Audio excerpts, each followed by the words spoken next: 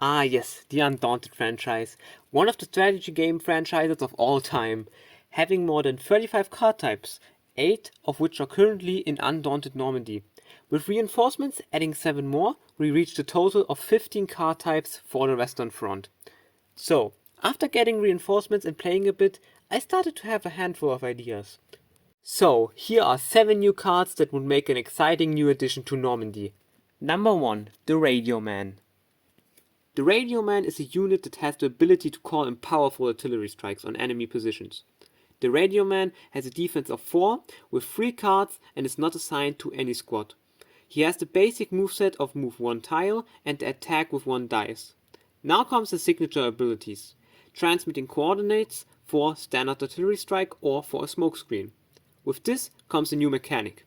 When using this ability, you designate either its own tile or one of the surrounding ones.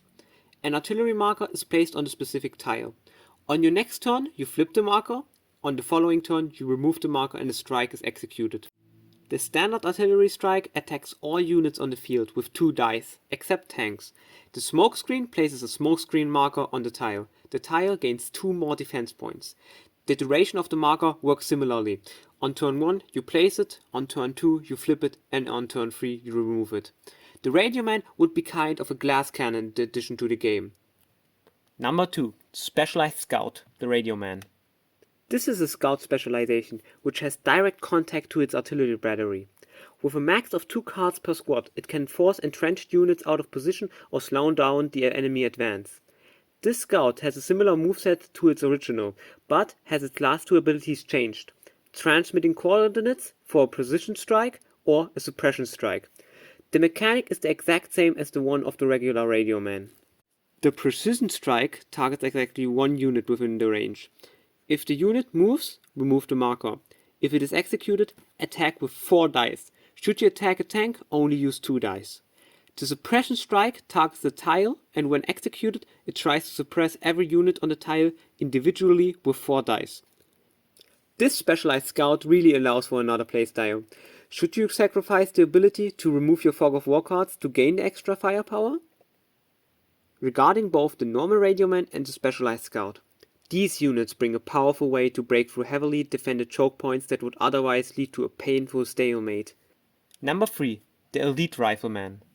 The Elite Rifleman is a stronger variant of the original Rifleman, with 5 defense points and an expanded moveset that comes at a cost of being independent without a squad assigned and consisting only of 3 cards. It comes in 2 variants, the Panzergrenadiere and the Rangers. It has its standard move and attack, but instead of control, it has the control and advance action. This is a combination, as the name says, of control and advance.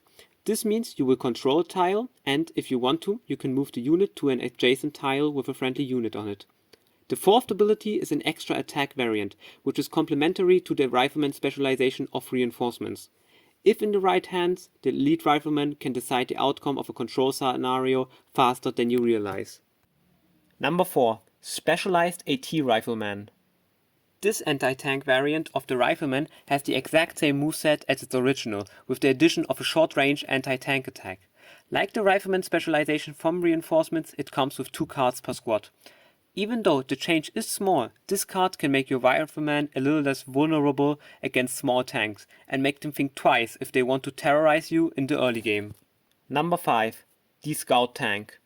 The Scout Tank is a small light tank that can punch deep into territory in the early game, exploring it and making way for your other units. Basically an armored scout unit. Like the normal scout, it has the normal attack and a 2-tile range scout action, but it is missing its recon and conceal ability, and instead has a short range suppression ability. This unit comes in the form of the M8 Greyhound and the Panzerkampfwagen 2 Lux. And yes, I am aware that the model of the tank on the card I made is not the Lux variant, but I didn't care since I had to make more than 50 cards from the ground up. Anyway, since this unit is a tank, it has armored defense, but with 3 points it is quite vulnerable to other tanks. This unit can really annoy your enemy, especially in the early game, with the cost of letting the recon ability go. Number 6. The Tank Destroyer. The Tank Destroyer is my answer to the annoying Panther tank in reinforcements. But really, the US needs something to counter that, without burning through their entire tank division.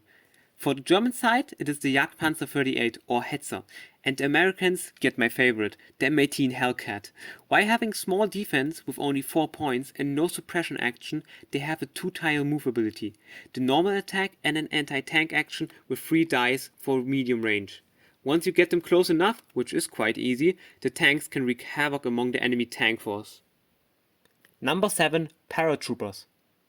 Last but not least, I introduce to you the Paratrooper. The Paratrooper is probably the most unbalanced unit I have designed yet. The Paratrooper unit consists of 3 asymmetric cards. In the moment, their squad designation has no purpose, but this makes future design much easier. So, the specialty of the Paratrooper unit is their entry. The rule goes: the Paratrooper can enter the battlefield through any tile that is a border tile, that is not an enemy entry point, and is not controlled by the enemy. And it can only enter once. If you push it off the map, but still have a card left in reserve, it does not matter. You can't get it in a second time. And with it only having 4 defense, you gotta be careful you don't waste them. All the cards have Stalk as their first ability, so they can move behind the enemy lines. Now, there are 3 card variants. First one has a medium range, normal attack, with a short range anti-tank attack. Second one has a short range, stronger 2 dice attack and a short range grenade action. The third one has a short range 2 dice attack and a short range suppress ability. As you may have noticed, the whole purpose of this unit is to confuse and disorganize the enemy and cause as much damage as possible. And, when you plan accordingly, this might save you a match that would otherwise be hopeless. Are these units balanced and fair? Who cares about that when you can still throw your table at your opponent if you should lose because of bad design?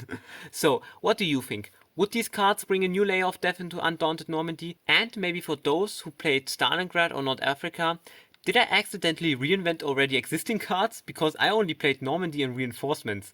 So, or maybe you know someone who already made custom cards. I'd love to hear it, because if I spend all these months making something that already exists, I'm going to throw myself in front of an MG42. Thank you for watching. Follow me on MySpace, MSN, ICQ and on my way home. Please keep all of your snipers in your reserve and contact me if you have an M18 Hellcat lying around. Have a nice day.